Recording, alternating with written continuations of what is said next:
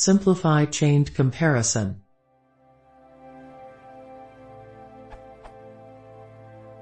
I have an integer value x, and I need to check if it is between a start and end values, so I write the following statements.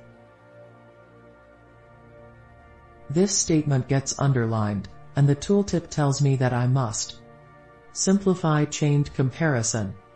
As far as I can tell, that comparison is about as simple as they come.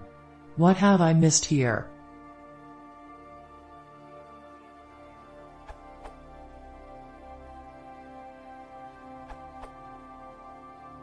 In Python you can chain comparison operations, which just means they are and add together.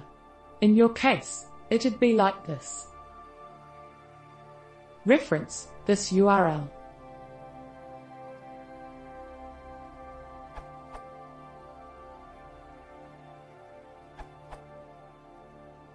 It can be rewritten as or